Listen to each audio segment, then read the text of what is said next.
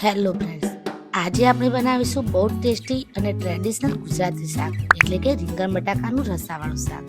આ શાક ઝટપટ બની જાય છે અને બહુ ટેસ્ટી પણ લાગે છે. તમને રીંગણ ભાવતા હોય તો કોમેન્ટ જરૂર કરજો. તો ચાલો જલ્દીથી શરૂ કરીએ રીંગણ બટાકાનું રસાવાળું શાક.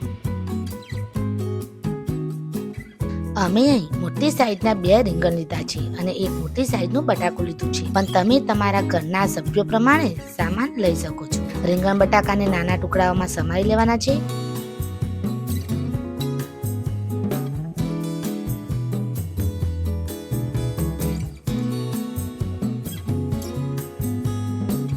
રીંગણ બટાકા કપાઈ ગયા છે, તો ચાલો બહુ સિમ્પલ રીતથી એનો વઘાર કરી લઈએ. આ શાક તમને લાગશે બહુ સિમ્પલ પણ ટેસ્ટી અને જોરદાર બને છે. એકવાર આ રીતે જરૂર ટ્રાય કરજો, ફક્ત 5 મિનિટમાં બની જશે. એક કુકર લઈશું અને કુકરમાં 2 મોટી ચમચી તેલ એડ કરી લેવાનું છે. કાપેલા રીંગણ બટાકાઓને આપણે એડ કરીને એમાં 1 ચમચી હળદર, સ્વાદ અનુસાર મીઠું અને 1 ચમચી ગરમ મસાલો એડ કરી દેવાનો છે અને મિક્સ કરી લેવાનું છે. ગેસ સ્લો ટુ મીડિયમ પર રાખીશું.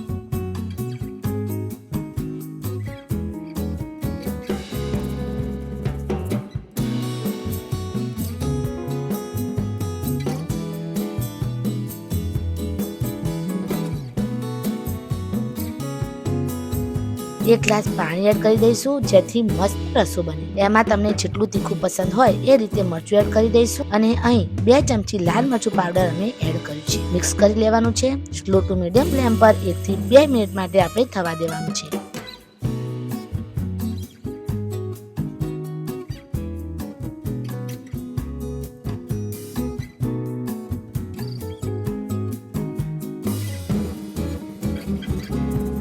સો ફ્રેન્ડ્સ, આ રહ્યું આપણું સ્વાદિષ્ટ રીંગણ બટાકાનું રસાવાળું શાક. જો તમને રેસીપી પસંદ આવી હોય તો લાઈક શેર કરવાનું ભૂલતા નહીં. જો તમે અમારી ચેનલ પર નવા હો તો સબસ્ક્રાઇબ જરૂર કરી દેજો અને બેલ આઇકન પણ જરૂર દબાવી દેજો, જેથી નવી રેસીપી વિડીયો તમને ટાઈમ ટુ ટાઈમ મળીએ નવી રેસીપી સાથે. ત્યાં સુધી happy cooking and bye bye.